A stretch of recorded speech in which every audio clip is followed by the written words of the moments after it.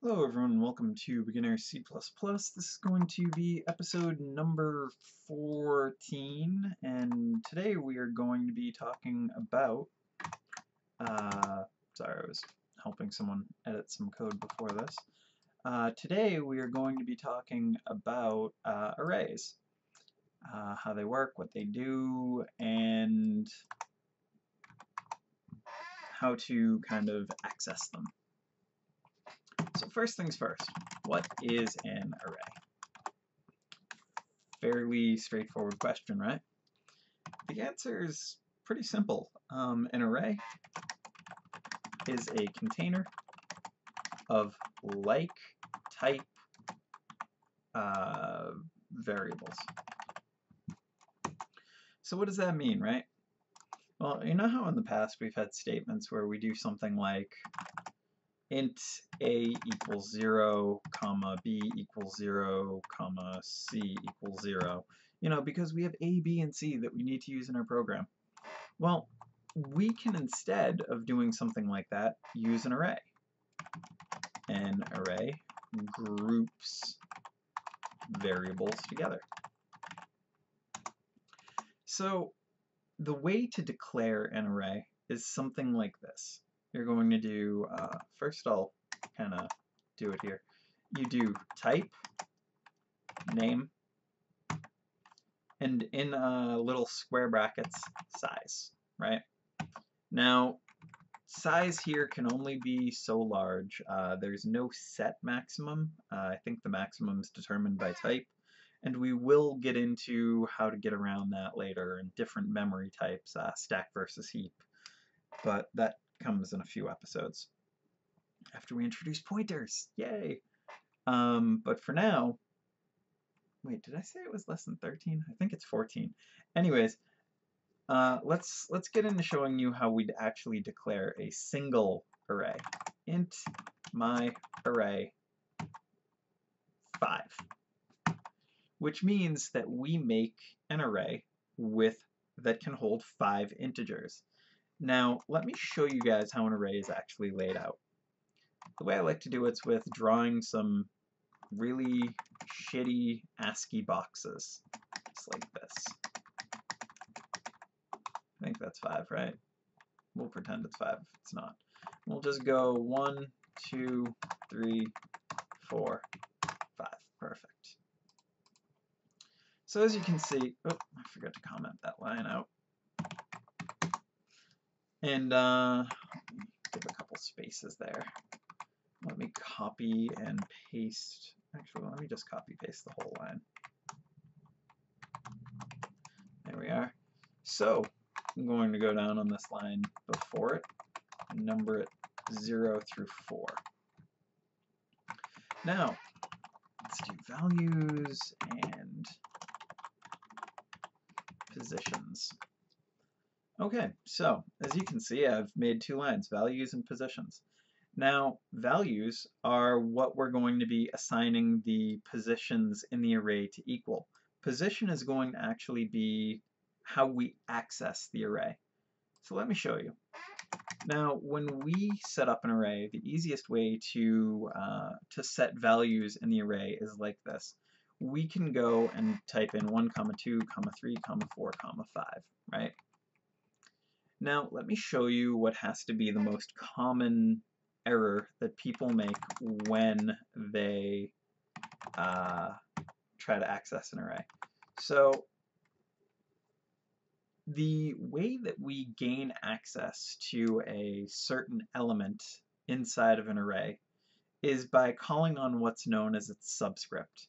So we do this, my array, we do those square brackets, right, to show that we're dealing with an array. And let's do 1. Now, I want you guys to kind of take a guess here. Oh, I forgot. Using namespace std. So that's why that was giving me some fuss. All right, so when I do this my array of 1, what do you think the output's going to be? And I'm going to run this, and if you haven't already guessed, it's going to be 2. So as you can see, 2 is output. But I put 1 here, right? So arrays are what's called zero indexed, meaning that when the array gets its first value, it's put into the 0 position of the array. And then the second is put into the first position in the array, or, well, actually it's the second, or the 1 apostrophe st position, and so on and so forth. So rather than, saying the first position, this isn't the first position, 0 is. So what I typically do is I say the number. So let's say, I'll say my array of number. So in this case, we have my array of 1 equals my array 1. So that's kind of how I would say it. So my array of 1. Sorry, I did I because I'm so used to doing this in loops. So in this case, I hope that that's kind of beaten the dead horse a little at this point by explaining it again another way. But I just want to put names to a few things now. Number 1, the squared, or the brackets there where we do the 1, 2, 3, 4, 5. It's just initialization. And the square brackets with the number inside, that's known as an array subscript.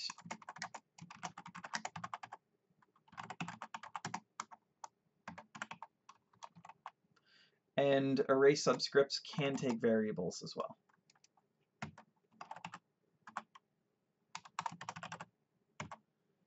So what's also noteworthy about arrays, and probably the last thing that we need to know, is that when we access using a subscript,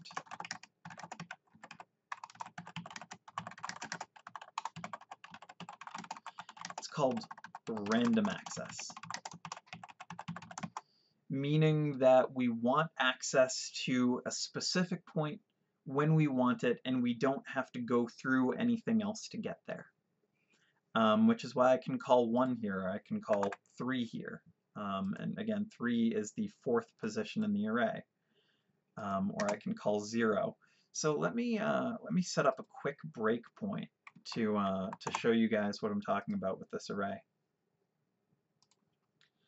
So we give this a run, you come into locals, and here's what I'm talking about. So you see that we have my array, and it's of type int5, meaning that it's an array with 5 integers, and then you can see them here. The 0 position is 1, the 1 position is 2, the 2 position is 3, so on and so forth. And again, I told you it started at 0, and you can see that it does. So press that to get out of there and delete my breakpoint. So the other thing I wanted to show you guys is how we can output an array, right? So let's go ahead and do something like this. For int I equals 0, I is less than 5, I plus plus. So we're starting at 0 and going to less than 5, which means that we're going to be doing 0 through 4 is going to be the values that I equals. So what we can do here is we can do a cout my array of I equals my array of I. And we'll toss in an indel. And after this, we'll toss in another indel. So we'll give that a run. And as you can see, we've now output the kind of title as well as the value of what's going on in our array. And so that's actually a very standard way of doing this. We make a loop of some sort. We set our initializer equal to 0. We go up to the size of the array, incrementing once each time through, and then we just output it. Very simply, where the index of our loops counter is pointing to the index of the array at a matching number. All right, so let me see. It's funny. I've actually covered all the material I wanted to cover in 11 minutes, which is pretty incredible for a quick primer to arrays. So what I want you guys to do, I've shown you how to set up arrays, but what I haven't shown you is how to allow user input for an array. Now, I've shown you how to output a specific location in an array, and I'm going to tell you that inputting for a specific position in an array is the same thing. So using this array of ints that I've set up, you guys can keep the loop here, just like this. What I want you to do is I'm actually going to change this from being 1, 2, 3, 4, 5 and changing it to 0. Now, if all the numbers in the array are the same, you can initialize them all quickly by just putting that one number in there like that. No commas, no nothing. And this will set all the numbers in there equal to 0. So what I want you guys to do is I want you guys to use some kind of a loop, and I want you guys to allow the users to set variables until, set the variables inside the array until they've filled it. In this case, since I've made the size equal to 5, you guys can use a loop that counts to 5 doing that.